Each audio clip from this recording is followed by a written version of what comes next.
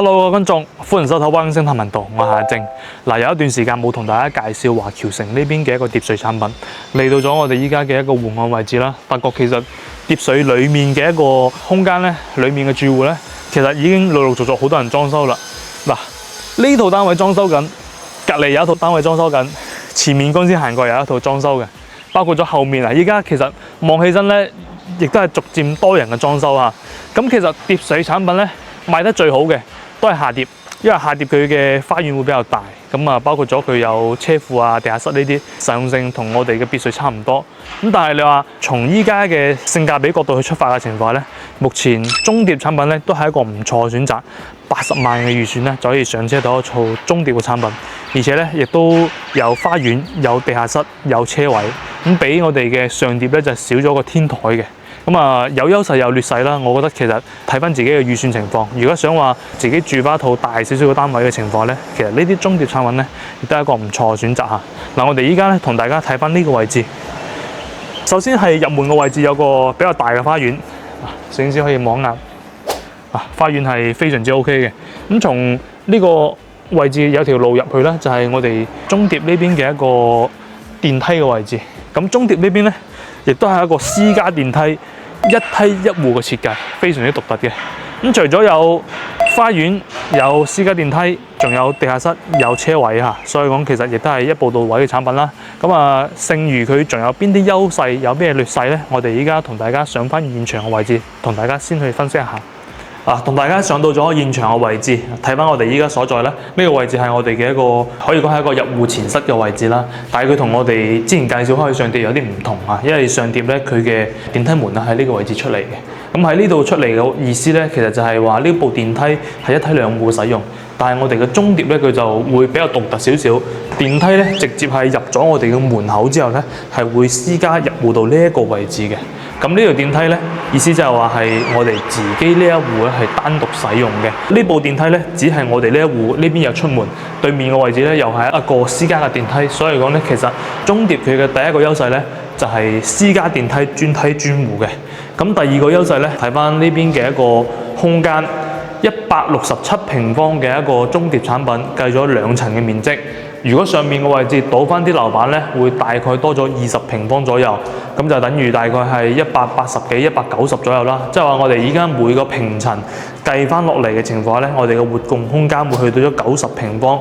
所以講中疊佢嘅一個戶型，第二個優勢咧就係佢嘅空間會比較大。咁第三個咧就係佢嘅一個性價比。依家中疊嘅產品咧80萬多啲咧就可以上車啦。咁對比翻目前華僑城例如下疊嘅情況咧，就冇對比性嘅，因為下疊已經賣晒咗啦。咁上疊咧，目前大概係100萬多啲，會比依家呢個中疊咧貴咗20萬。所以講，如果你話考慮翻性價比嘅情況咧，目前中疊的確係一個性價比非常之高嘅產品啊。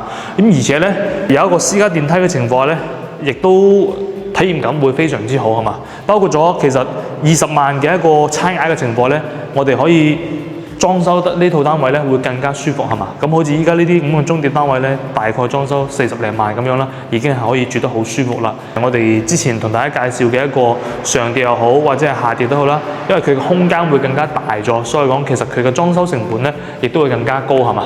咁呢個咧就係我哋嘅一個中疊呢邊嘅一個優勢啦。咁其實有優勢，自然都會有劣勢啦。咁啊，劣勢相對於上疊嚟講咧，佢就少咗個天台；相對於下疊嚟講咧，佢嘅一個地下室嘅面積咧就冇咁大。同樣都會有地下室啦。咁所以講呢個咧就係中疊嘅優劣勢，性價比高。包括咗剛先同大家講到咁多嘅一個優劣勢啦，大家可以過到嚟現場呢個位置咧進行實地考察，睇翻呢啲單位是否適合自己啦。咁我哋依家咧就同大家介紹翻戶型先。從呢個位置入門咧。呢個位置咧就係有電梯嘅，電梯隔離咧係我哋嘅一個步梯。一樓呢邊咧係會仲有一間房間喺呢度嘅。首先呢個位置咧係會有一個衛生間，然後過到嚟呢邊咧就會嚟到咗我哋嘅1樓嘅房間。房間方面，1.5米床，三邊落床加衣櫃咧係冇問題嘅。咁出到嚟呢度咧就會有一個私家嘅一個露台嘅位置。咁呢個露台咧下疊冇，上疊都冇，只有中疊有嚇。咁啊呢個空間咧可以俾自己去按照翻愛好去做翻一啲其他嘢啦。咁呢啲房咧，佢亦都會比較方便啦，因為我哋電梯上到嚟咧就唔使行樓梯上去嘅。呢啲房間亦都會比較方便翻少少。入到嚟呢一邊咧就會嚟到咗我哋嘅客廳。客廳大家去睇翻啦，佢會有去到咗4米嘅一個闊度，整體空間啊、採光方面咧都係非常之唔錯嘅。呢個位置咧係我哋嘅一個飯廳嘅位置，可以放圓台或者係長台，滿足到6到8人嘅用餐。然後過到嚟呢邊咧，4米闊嘅一個尺寸啦，其實佢嘅視覺感係非常之舒服嘅。咁後期咧放翻啲大電視係冇問題啊。咁以後咧買中碟嘅業主群體咧，基本上佢都會倒樓板，因為倒咗樓板之後咧，上面係多咗一個超大嘅套房嘅。我哋等陣間再上去睇翻。嗱，出到嚟呢度咧就會嚟到咗我哋嘅一個陽台嘅位置。咁呢個陽台咧亦都會比較闊啦。感受一下。4米乘以大概係2米左右啦。咁然後啦，中碟呢邊咧就望翻出去，雖然講前面係會有啲別墅嚇，但係佢唔會遮住我哋嘅一個，即係唔會話遮太高啊，唔會影響到我哋嘅視線嚇，即係採光方面唔會影響到啦。咁然後啦，再睇翻廚房，碟水嘅廚房咧一直以嚟咧都備受好評啊，因為佢嘅空間會比較大。呢一個廚房大概會有去到咗9到10方左右，咁啊中廚同埋西廚咧都可以滿足到大家嘅，非常之大嘅一個廚房啊！嗱，然後再望翻過嚟呢邊啦，大家去睇翻啦。其實我哋依家呢一套單位佢嘅一個視覺感咧都係非常唔錯嘅，位於一個泳池附近嘅位置啊，會比較安靜翻少少嘅一個地段啦，亦都係中心嘅一個位置。咁啊呢邊咧係北向，陽台係南向，南北對流嗰個戶型啊。繼續上翻2樓，睇翻2樓嘅休息區係點樣嘅佈局先。上到2樓嘅位置啦，佢可以做到4間房出嚟啊，非常之誇張嘅。嗱，首先呢邊嘅位置咧有個公共衛生間加一個房間。咁其實呢間房咧就係樓上樓下同1樓嘅房間一個大細嘅房啦。咁採光方面咧會更加好啦。咁如果你話想作為套間嘅情況咧，呢一間房咧可以將呢個衛生間咁樣去融埋一體，咁樣咧亦都可以改翻套房啊。睇睇有冇咁嘅必要啦。然後嗱，呢個位置咧就係我哋剛先睇嘅中空廳。倒咗樓板之後，就可以連接翻出面嘅一個露台嘅位置，我哋可以獲得咗一個更加大嘅一個套房嘅空間。然後嗱，依家目前呢邊嘅衛生間咧，大家去睇翻嗱，呢個衛生間係從呢個位置入門噶嘛。咁如果你話呢個位置要做翻大套房咧，咁呢埲牆體咧就要剝走，衛生間咧就從後面呢埲牆體去入去。咁呢個位置咧就形成咗一個全個單位最大嘅一個套間空間啊，非常之舒服。呢個位置咧就會嚟到咗我哋嘅第3間房啦。嗱，望出去咧就會望到我哋嘅泳池嘅景觀啦，都非常之唔錯。空間同埋採光方面咧都係舒適嘅。咁呢個咧就係我哋2樓嘅第3間房。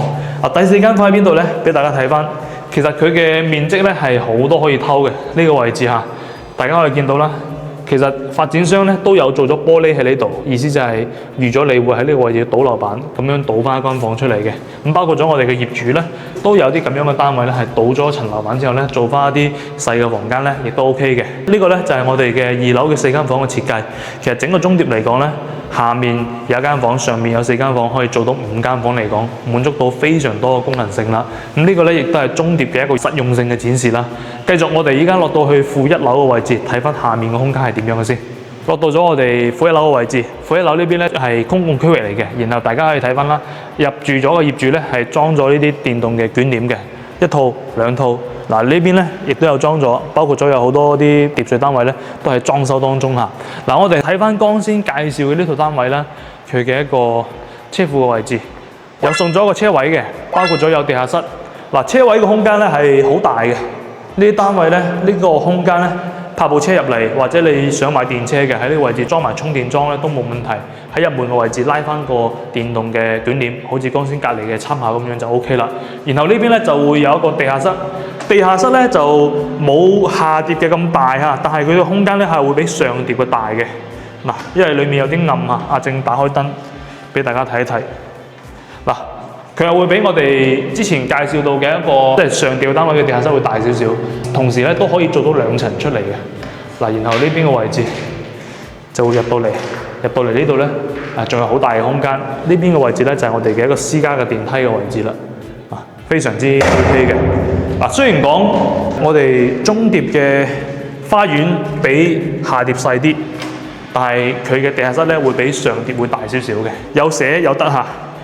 呢個咧就係我哋嘅一個地下室嘅一個展示啦。嗱，整套單位咧就介紹完畢啦。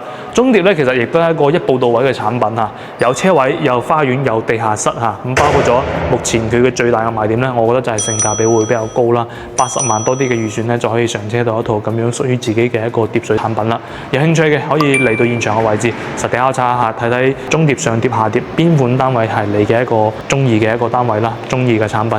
有興趣嘅聯繫翻我哋上到嚟現場嘅位置進行實地考察。咁今期分享就到呢度，持續關注我哋灣景星探，我哋下期再見，拜拜。